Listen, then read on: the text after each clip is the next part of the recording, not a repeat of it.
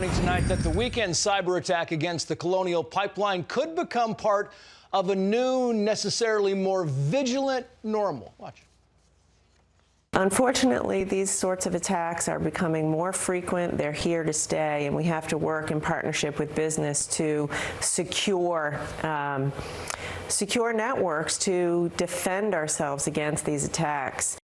Let's talk about the fallout from this big hack with former Biden campaign surrogate Kevin Walling, former NRCC Communications Director Matt Gorman, and former White House Chief Information Officer Theresa Payton. Welcome to you all. Matt Gorman, let's begin with you tonight. The managing director of the Climate Policy Lab said the following, and I'm quoting here, "This is as close as you can get to the jugular of infrastructure in the United States. It's not a major pipeline, it's the pipeline." I mean, she makes a good point here. You have President Biden talking about spending trillions on infrastructure, not a penny for cybersecurity.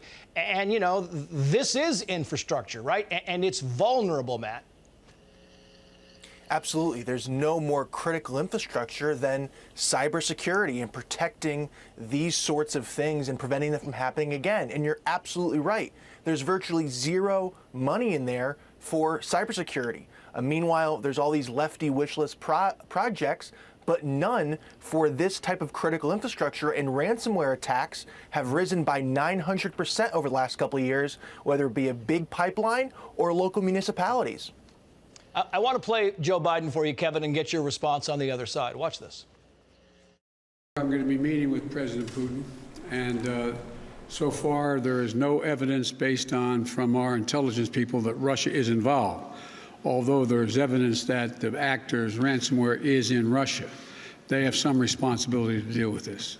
Some responsibility here, Kevin. What if we find out that this is closer to Moscow than anybody thinks right now? You know, Joe Biden has said all along that he would be tougher on Putin than President Trump, former President Trump was. What are the consequences? What does he do? How does he react?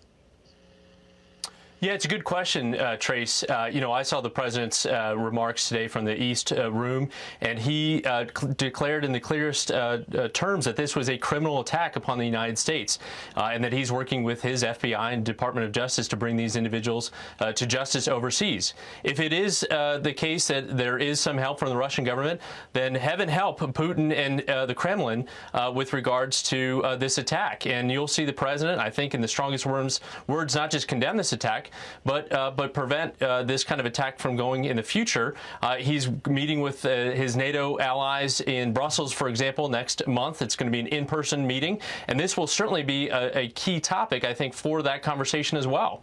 But people are looking, Theresa, at this in terms of consequences and what is the first step for the United States. Clearly, we're vulnerable. Clearly, things need to change. But if Moscow is more involved in this, what are we talking about in terms of consequences? Yeah, so one of the things that I wrote about in my book, Manipulated, and we see it in our incident response work that we do at Fortalice, is that you may have operators here who by day could be nation state, military, government intelligence trained, and this could ostensibly be a side hustle for them that's turned into a full-time job. They could be moonlighting. But even if there is some type of a connection to Putin, there's always a level of plausible deniability the way things operate.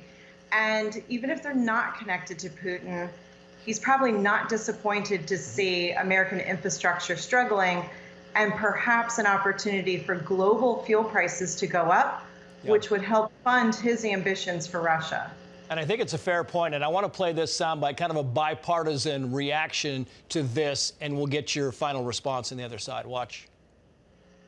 The implications for this for our national security cannot be overstated. And I promise you, this is something that Republicans and Democrats can work together on. You're going to find, I hope, Republicans and Democrats alike outraged at the audacity of a foreign actor trying to disrupt our economy.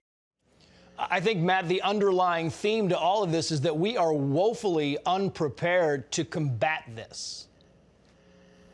Absolutely. And cybersecurity is a team sport, and that team is not just Republicans and Democrats.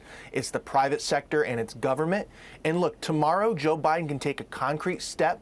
For 3 months, he's been talking about issuing an executive order in response to the SolarWinds hack. He should do it and do it tomorrow. There's no time to waste, as we saw this weekend. Yeah, which by the way, did come from Russian government SolarWinds. It happened back in December. Your final thoughts on this, Kevin? Give us an idea of what you think we see in the next day or two. Yeah, I think you're right in terms of what Matt said with some executive order coming down on cybersecurity. It's been hyped by the administration for the last couple of weeks, and you're going to see action on that. Look for this also to come up in that four leaders meeting on Wednesday, too, when the leadership, both Republicans and Democrats, because this is a team sport issue, comes up in that Oval Office meeting with the president. It affects all of us. Theresa, 10 seconds to wrap us up. I'd love to see some out-of-box thinking here and have some type of an innovation center for decryption keys and advanced technology to stop and spot ransomware syndicates from happening in the first place. Theresa, Matt, Kevin, thank you all. Thank you. Trace, good to be. Meantime, a police dog stops an armed suspect and the train. You're looking at it. The train that nearly broke the internet. The day's best viral videos are next.